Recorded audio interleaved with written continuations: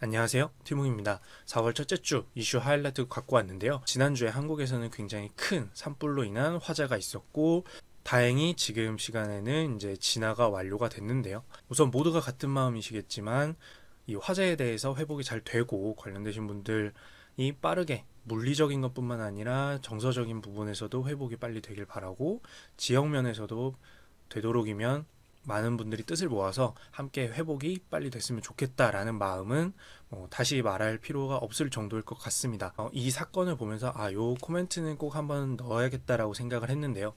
이 세상에 있는 수많은 리스크 관리라고 하는 위험 관리가 존재합니다. 국가 차원에서 보면은 소방도 역시 마찬가지겠죠. 화재라는 위험에 대해서 대응하는 시스템을 준비를 하고, 그 위험이 닥쳤을 때는 이 소방이라는 시스템이 돌아가서 화재를 진화를 하게 됩니다. 그리고 이 리스크 관리에는 여러 가지가 있는데, 비즈니스에서는 보안이나 이런 면에서는 해킹 이런 게 발생했을 때에 대한 위험 관리도 역시 위험 관리에 속합니다.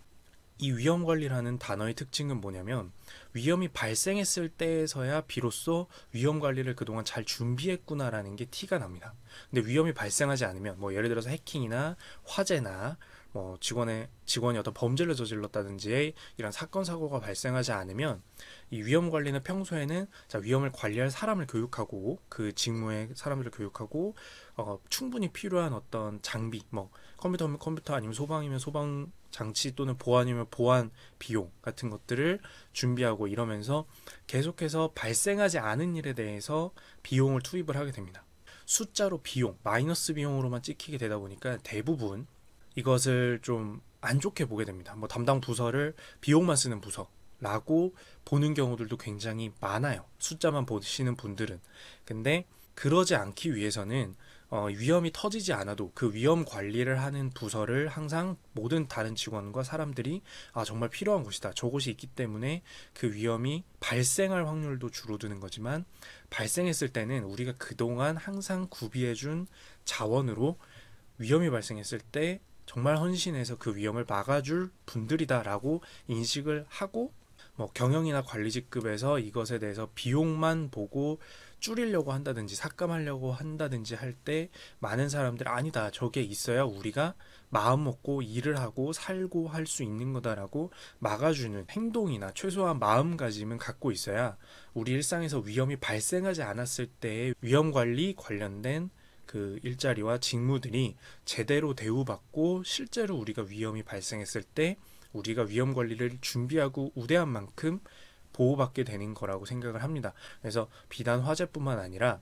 우리 일상에서도 수많은 위험 관리와 관련된 보안, 눈에 안 보이는 보안이라든지 이런 것들처럼 이 리스크 관리, 위험 관리 직무에 대해서는 항상 그 위험이 발생하지 않았더라도 필요한 거고, 정말 잘 평소에도 대비해야 된다 라고 생각을 하는 것이 사회에서 소방대원분들을 평소에도 잊지 않는 것과 같은 역할을 할 수 있다고 생각을 합니다. 그래서 잘 눈에 보이지 않는 일이고 비용만 나간다라고 생각을 자칫 잘못할 수 있지만, 이번 화재를 보면서, 그리고 소방대원분들의 노고를 보면서 좀 이런 식으로도 사고를 넓게 가져보는 것도 좋지 않을까. 저도 마찬가지고 나도 잊지 말아야지라고 생각을 하게 됐습니다. 자, 그러면 4월 첫째 주 이슈 바로 다뤄보도록 하겠습니다. 세 가지를 갖고 왔고요. 첫 번째로는 무차별 기술 발전 중 우려라는 거예요. 중국이 기술 발전을 특히 무차별적으로 하고 있고, 그것에 대해서 세계가 우려하고 있다라는 이야기를 한번 가져와 봤습니다. 그리고 두 번째로는 이제 금융위 규제가 굉장히 많은 분야인데, 그 부분에서 금융규제 샌드박스가 바로 시행이 되게 되고, 이 샌드박스라는 게 앞으로도 아마 많이 보게 될 거예요. 기술을 발전하게 되면서. 그러면 이 샌드박스라는 게 대체 어떻게 작용하는 거고, 그게 작용하면 저는 왜 장벽이 붕괴된다라고 말하는지도 정리해보는 시간을 갖고 왔습니다. 그리고 마지막으로 이제 반도체 떨이라는 제목이에요. 떨이는 우리가 어떤 남은 수량을 빠르게 싼 가격에 많이 파는 것을 우리가 떨이라고 하는데요. 여기 떨이 막 이렇게 하죠. 그 시장이 아무래도 지금 힘든 지 좀 됐고, 큰 뉴스와 함께 이야기를 가져와 봤습니다. 바로 이야기 첫 번째 출발을 할게요. 중국과 관련한 무차별적 기술 발전에서 어떻게 이야기를 가져올까 좀 고민이 많았고 가져오고 싶었는데, 이번에 분산경제 포럼이라고 이제 디코노미라는 포럼이 있었어요. 흔히들 쉽게 이해하면 이제 블록체인에 대해서 이야기가 많이 이루어지는 곳이고, 암호화폐에 대한 이야기가 많이 이루어지는 포럼입니다. 유명하신 분들이 많이 와서 논의를 하는 와중에 이제 필 질머만이라는 분이 이런 얘기를 해요. 중국과 러시아의 감시 기술이 발전하고 독재 정권에서 악용이 된다라는 이야기를 했습니다. 이 얘기가 또 여기서 역시 나오는구나 라고 해서 그래 이참에 중국에 대한 이야기를 해봐야겠다라고 생각을 했어요. 자, 최근에 기술 발전은 데이터와 관련된 분야에서 많이 일어난다라고 했습니다. 왜냐면은 이 데이터를 얼마나 잘 축적하고 저장하느냐, 세상에 일상에서 일어나는 많은 데이터를 얼마나 많이 어디까지 저장을 하느냐에 따라서 이걸로 인공지능을 교육시킬 수가 있고, 양질의 데이터를 많이 모으면 모을수록 인공지능이 이 데이터를 책처럼 사용해서 학습을 해서 성능이 올라가게 됩니다. 자, 우리가 데이터를 많이 모으면 좋다라고 해서 많이 모으면 될 텐데 왜 많이 모으지 않을까요? 다른 국가들은. 또는 모았더라고 하더라도 어떤 걸림돌에 걸려서 자신들이 원하는 인공지능을 만들기 위해서 사람들의 데이터를 막 쓸 수가 없을까요? 제가 데이터라고 계속 말은 하지만 이 데이터 안에는 우리들의 개인정보가 포함이 되어 있을 수 있습니다. 자, 여러분들의 우리가 도로를 지나다니는데 이 CCTV에서 촬영되는 곳에서의 사람들 얼굴 생김새라든지 그것보다 훨씬 더 개인적인 휴대폰 통화 내역의 음성이라든지 또는 출퇴근, 버스의 기사에서 버스를 탔을 때 탑승했을 때의 사진, 지하철을 탑승했을 때의 사진 같은 기록들은 개인정보로 분류되기 때문에 함부로 활용할 수가 없도록 되어 있습니다. 금융정보도 역시 마찬가지입니다. 근데 지금 중국에서 이 인공지능을 활용하거나 기술 발전을 위해서 활용하고 있는 이 데이터 안에는 개인들의 정보도 여과 없이 쓰고 있습니다. 그래서 이 결정체가 뭐냐면 바로 사회 신용정보 시스템이에요. 아마 들어보신 분들도 있고 들어보지 못하신 분들도 있는데, 요약하자면 이 국가 안에서 벌어지고 있는 그 수많은 국민들의 행동에 대해서 스코어를 매기고, 스코어로 A라는 사람, 저라는 사람한테 특정 스코어가 되지 못하면, 점수가 되지 못하면 저 사람은 불량 국민이니까 비행기는 못 타, 또는 그거보다 점수가 더 떨어지면 기차도 못 타, 이런 식으로 되는 거예요. 근데 이게 왜 가능하냐면 그 사람의 생활에 관련된 모든 것에서 내가 쇼핑을 하고 학교를 한 번 안 가고 출근을 한 번 안 했고 기업을 많이 옮겼고 적게 옮겼고 이런 것들에 대한 데이터를 국가라는 중앙에서 모두 다 수집한 다음에 그것을 빅데이터를 전부 분석하고 안면 인식 프로그램을 인공지능을 교육시키는데 일반 민간인의 사진을 전부 다 사용할 수 있어서 얼굴 인식을 전부 교육시키니까 CCTV에서 바로, 또는 편의점 카메라에서 또는 공항 카메라에서 바로 이 사람의 얼굴만 들이대면 그게 여권이나 다름없이 나에 관련된 모든 정보가 나오고 거기서 결제까지도 가능한 거예요. 굉장히 공포스러운 겁니다. 나의 모든 정보를 취합해서 분석할 수 있다는 거는 다른 국가에서는 불가능해서 안 하는 게 아니에요. 하면 안 되기 때문에 안 하는 것들이 존재를 하는 거거든요. 그래서 중국 같은 경우에는 다만 이 부분에 대해서 개인에 대한 정보에 우리만큼 개인정보 침해다, 사생활 침해다 라는 인식이 아직은 없는 상태니까 그걸 사용해서 무차별적으로 기술을 발전시키고 있는 상황인 겁니다. 그래서 한 예로는 얼굴 인식 같은 경우, 방금 농담한 게 아니라요, 제가 말씀드린 건 전부 기사를 찾아보면 나와요.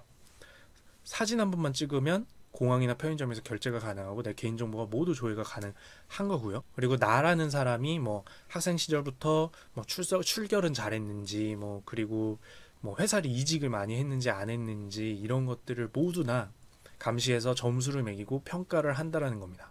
하나의 중앙에서 그런 데이터들을 모으고 분석할 수 있게 하고, 그리고 그걸로 발전시킨 얼굴 인식이나 이런 사람을 분석하는 인공지능을 무차별적으로 적용한다라는 거는 내 삶이 송두리째 누군가에게로 휘둘릴 수 있는 가능성을 열어주는 거예요. 그래서 이것에 대해서 바로 전 세계가 우려를 표하고 있는 거고요. 여기서 중요한 거는 결국 무차별적인 기술 발전에는 사람이 판단한 인간의 눈에서의 고삐가 필요한 것 아니냐라는 이야기가 나오고 있습니다.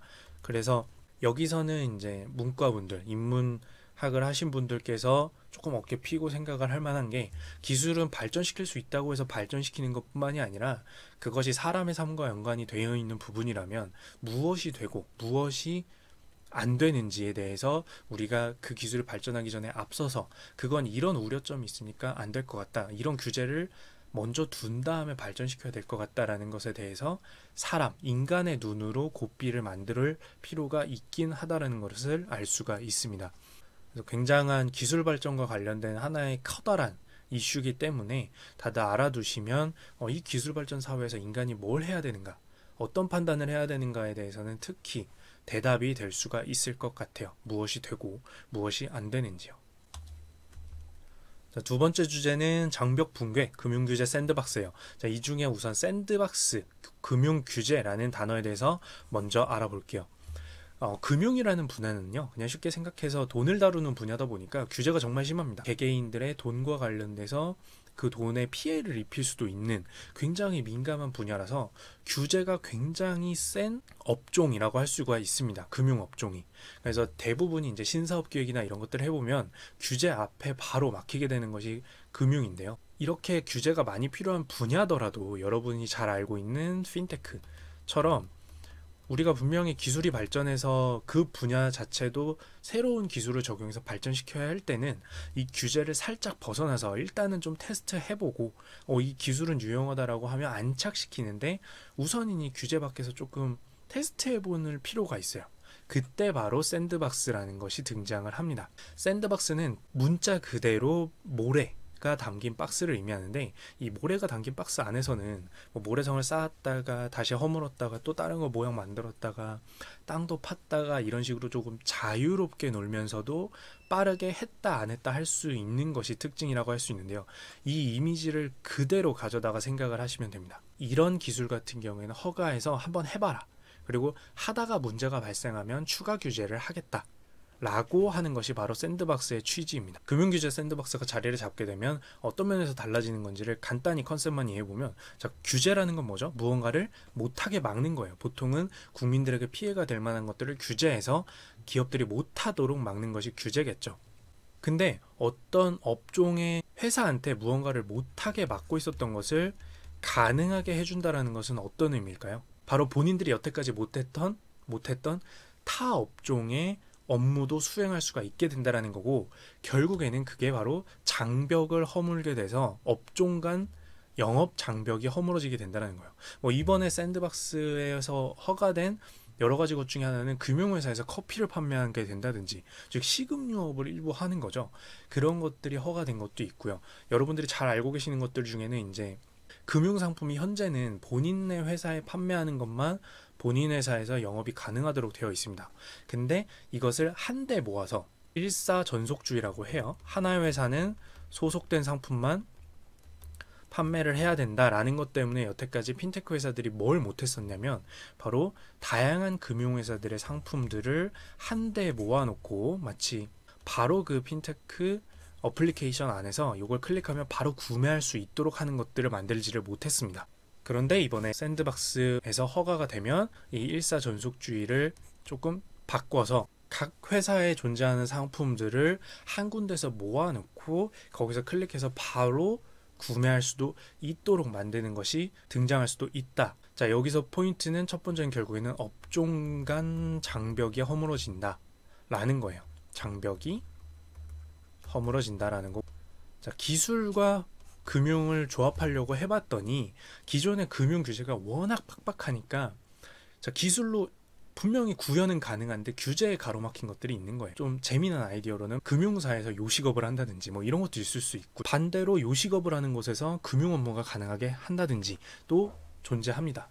또는 내 차 안에서 금융 결제가 가능한 스마트카 어플리케이션이 등장한다든지 여러 가지가 가능한데, 이 모든 것들이 규제에 가로막혀서 못하는 것을 풀어주겠다는 거예요. 그래서 앞으로 이 핀테크, 금융과 기술의 결합은 좀 더 자유로워지게 된다라는 뜻이고, 정말 재미난 아이디어들이 많기 때문에 이런 건 어떨까라고 아이디어를 원한다면 요 규제 샌드박스라는 단어로 기사를 찾아보고 현재 사례들을 보면 재미난 것들을 많이 얻으실 수 있을 겁니다.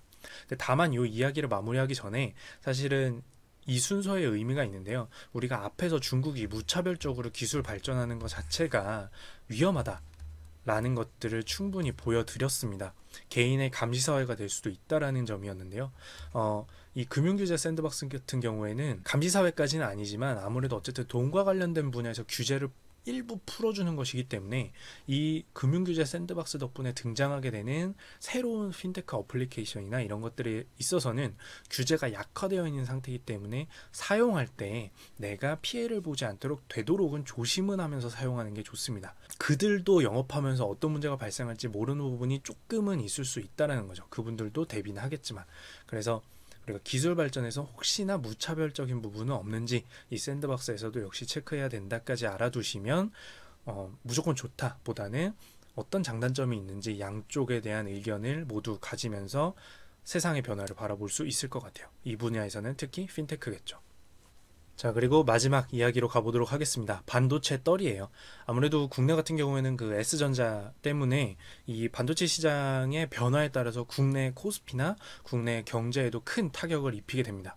반도체로 먹고 살았다라는 얘기가 한국에는 존재했었을 정도니까요. 자, 그런데 이제 반도체에 대해서 순간 확 완화할 수 있기 때문에 간단히만 설명을 드리면, 자, 반도체에는 크게 두 가지 종류가 있어요.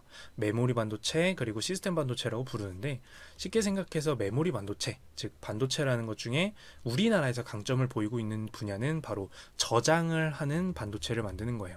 우리가 컴퓨터가 켜져 있을 때 잠깐 우리가 했던 행동들을 저장을 해놨다가 컴퓨터가 꺼지면 그 정보가 날아가는 단기 기억이라고 생각하면 됩니다. 이 단기 기억과 관련된 이제 보통 D램이라고 해요. D램 같은 경우가 역시 정보 저장과 관련된 메모리 반도체고요. 그리고 낸드라고 부르는 것이 있는데, 요거 같은 경우에는 컴퓨터 전원을 꺼도 기억이 날아가지 않는 장기 기억이라고 할 수 있겠죠. 그래서 이 단기 기억과 장기 기억에 대표되는 제품들이 있고, 이것들이 바로 정보가 저장되는 데 관여하는 반도체, 즉 메모리 반도체라고 생각하면 됩니다. 메모리가 기억이라는 뜻이 있으니까 조금 이해하시기 편하실 거예요. 그리고 우리나라의 주력 분야는 아니지만 정보 처리와 관련된 시스템 반도체라는 반도체 제품군이 있고요. 요것들은 이제 우리가 흔히 알고 있는 CPU, 즉 컴퓨터에서 뇌 기능을 하는 부분과 관련된 반도체를 만드는 것은 또 별도로 존재를 하게 됩니다. 이 메모리 반도체보다는 당연히 머리를 만드는 곳이니까 조금 더 복잡한 기술이 필요한 거고, 이쪽 시장이 좀 더 크다라고 알고 계시면 이 반도체 시장에 대해서는 조금 개략적으로라도 느낌을 알 수가 있을 거예요. 자, 그래서 우리가 원래 하려던 얘기로 돌아와서 이 반도체가 지금 떨이가 되고 있어요. 일상생활에서 마트에 가면은 특정 늦은 시간에 가면 그날 남은 음식들은 어차피 폐기를 해야 되기 때문에 10시 이후에 가면은 9시 이후, 10시 이후에 이렇게 가면은 정말 싼 값으로 살 수가 있잖아요. 그것처럼 떨이 시간이 존재하는 것처럼 반도체도 지금 큰 사이클 안에서 떨이가 이루어지고 있는 트렌드 안에 있다, 시기 안에 있다라고 보시면 됩니다. 근데 대체 왜 그런 거지? 라고 생각을 할 수가 있는데, 어느 정도로 크게 하락한다라는 건지 혹시 뉴스 기사를 못 보신 분들 같은 경우에 말씀을 드리자면, 우리가 모두 다 알고 있는 그 S전자 같은 경우에는 영업이익이 마이너스 60%가 됐고요. 지난해 대비해서 실적이 이 정도로 안 좋았어요. 근데 물론 이제 S전자 같은 경우에는 반도체만 파는 곳은 아니기 때문에 여러 가지 복합적인 이유가 있었는데, 그 안에서 반도체가 영업이익이 충분히 낮아야 되는데 예상보다는 낮은 수준이 나오면서 실적에 타격을 입게 되었습니다. 자, 여기서 하고 싶은 얘기는 바로 반도체예요. 자, 반도체 같은 경우에 첫 번째로 만드는 곳이 한 기업이 아니다라는 게 중요하고, 두 번째로는 방금 말씀드린 것처럼 불과 1, 2년 전까지만 해도 엄청난 호황 시장이었다라, 누구나 예상할 수 있는 호황 시장이었다, 반도체는 무조건 잘 된다 라고 생각하는 시장이었다는 게 중요해요. 왜 중요하냐면 사람들이 너무 찾아서 반도체 자체의 가격이 폭등을 할 정도로 시장이 좋았어요. 하나 개별 반도체 가격이 올라갈 정도로요. 그렇다는 뜻은 뭐예요? 수요가 많다, 이걸 구하는 사람이 많다라는 뜻이잖아요. 그러면 이 생산품을 공급하는 반도체 공장은 어떻게 해야 돼요? 당연히 계속해서 생산해서 가격이 비쌀 때 많이 팔아야 되겠죠. 많이 팔아야 돼요. 그래서 이 시장에 참여하고 있는 반도체 기업들이 모두 다 많이 찍어내기 시작합니다. 모두 다 많이 찍어내고, 그리고 1년 전, 2년 전 기사들도 보면 공장 증설, 신설 뉴스들도 많이 볼 수가 있어요. 생산 공장 자체를 늘리는 거죠. 그럼 생산량이 더 늘어나겠죠. 근데 이걸 한국 안에서만 볼 게 아니라 전 지구적으로 보면 전 지구의 생산량이 막 늘어납니다. 그렇게 해서 반도체를 계속 공급을 하고 또 하는데, 이게 어느 정도 이게 호황이 끝날 것 같은데 라는 생각이 들어도 이미 늦었어요. 창고에 반도체가 쌓이기 시작합니다. 자, 우리가 어떤 물건을 팔 때는 만든 다음에 바로 고객한테 주는 게 아니죠. 만든 다음에 따끈따끈한 것을 우선 창고에 쌓은 다음에 거래 계약을 체결하고 쌓여있는 것을 내보냅니다. 이거를 출하라고 해요. 말 그대로 내보낸다는 거예요. 자, 다 만들어 놓은 걸 갖다 팔았다 라는 건데, 그러면 생산을 한 것과 출하를 한 것 사이가 있는데 쌓여 있는 거죠. 그럼 이게 완전히 나가야 돈이 됩니다. 판매가 된 거니까. 근데 생산은 모두가 전 지구적으로 많이 해서 점점 어느 순간 정신 차려 보니까 쌓여 있어요. 반도체 시장이 필요한 부분들, 자, 모바일, 스마트폰은 이미 현 지구에서 스마트폰을 살 만한 사람들은 거의 다 산 거 아니냐라는 이야기가 나오면서 모바일 시장도 우려가 많이 되고 있는 상황이고, 서버도 지금 데이터를 구축하기 위해서 서버를 사는 곳들은 이미 어느 정도 수요가 더 늘진 않는 상황 아니냐라는 이야기가 나오기 시작하면서 작년부터, 그래서 생산은 실컷 해서 물건이 다 쌓였는데 출하가 안 되기 시작하는 거예요. 그러면 어떻게 돼요? 물건이 쌓이죠. 만들어 놓은 물건이 쌓여요. 근데 만들어 놓은 물건이라도 계속 제대로 나가면 상관이 없는데, 이 만들어 놓은 물건이 나가는 양도 줄어듭니다. 출하량도 줄어드는 거예요. 생산을 아무리 조절을 해도 이제 생산은 안 돼, 이번에 더 생산하면 안 될 것 같아 라고 다들 예상해서 생산을 줄였는데도 불구하고 이미 만들어 놓은 것들이 안 팔리니까 재고가 쌓이게 됩니다. 그럼 어떻게 돼요? 우리 마트에서 본 것처럼 반도체는 계속 발전할 거잖아요. 그러면은 이거를 가만히 둔다고 해서 이 기계가 나중에라도 제값에 팔린다라는 보장은 없습니다. 지금 이 성능의 반도체는 나중에 어떻게 될지 모르기 때문에 일단 팔아야 돼요. 그리고 적자도 면해야 돼서 가격을 후려쳐가면서 깎아가면서 팔게 됩니다. 사실 이제 이거는 2018년에 TSMC라고 해서 전 세계 1위 반도체 회사가 있습니다. 이 회사는 이제 대만 반도체 제조 회사라는 TSMC라는 회사인데, 여기서도 이미 작년부터 반도체 시장이 안 좋을 것 같다라는 예측을 어느 정도 내놔서 한국도 예측에 타격을 받은 상태였고요. 가격이 어느 정도로 떨어졌냐면, 아까 얘기한 이 정보 저장과 관련된 메모리 반도체의 가격이 낸드라는 상품 같은 경우에는 2018년 4분기 기준으로 막 22%나 떨어졌어요. 어떤 상품의 가격이 4분의 3 토막이 난 거예요. 4분의 3 토막이 나고, 뭐 D랑 같은 경우에는 거의 마이너스 10% 정도. 한 분기 가격 떨어진 게, 그러니까 계속 떨어진 거죠. 거의 할인가잖아요. 할인가. 근데 이런 식으로 여러 번 떨어지게 되니까 타격을 받을 수밖에 없는 상황이었다. 그 타격은 왜다? 엄청난 대호황이 있으니까 그 대호황에 많이 팔아보려고 생산을 하니까 어쩔 수 없이 생산량이 전 지구적으로 늘게 되는 거고, 결론적으로 얘기하면 그래서 어떤 생산이라는 분야에서는 큰 주기가 있어요. 그냥 일상적으로 이렇게 생산을 하다가 수요가 늘면서 정말 많은 사람들이 찾게 되면 생산량도 늘리고 시장 자체가 엄청난 호황을 겪습니다. 근데 이 호황을 겪다 보니까 어쩔 수 없이 이 생산량을 늘린 게 더 이상 수요자가 늘지 않을 때, 이 물건을 찾는 사람이 늘지 않는 순간부터는 여기서 생산한 게 전부 재고로 창고에 쌓이면서 떨이를 할 수밖에 없는 큰 주기가 존재하게 돼요. 그래서 이게 그 생산 분야에서는 생산 물량이 창고에 쌓이는 시기가 존재하기 때문에 이런 하나의 정말 뭐 새로운 일은 아니고 큰 주기다. 그래서 여러분들이 공부하거나 이 세상이 돌아가는 거에 관심이 있다면 어떤 생산업종이 대호황이 일어난 다음에는 저런 큰 하락이 존재하는 거구나. 왜?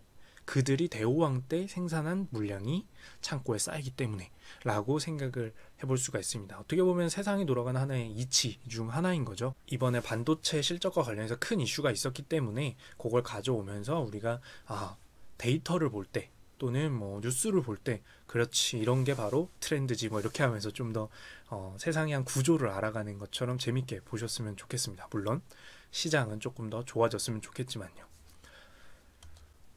그래서 여기까지 이제 준비한 이야기는 모두 가져와 봤고요. 그리고 되도록이면 지금 아마 보신 분들 아시겠지만 월요일 저녁 시간에 업로드하는 것을 목표로 하고 있으니까요. 앞으로도 좀 많이 봐주시고 앞으로 좀 더 댓글 많이 보면서 소통하도록 하겠습니다. 여기까지 티묵이었습니다.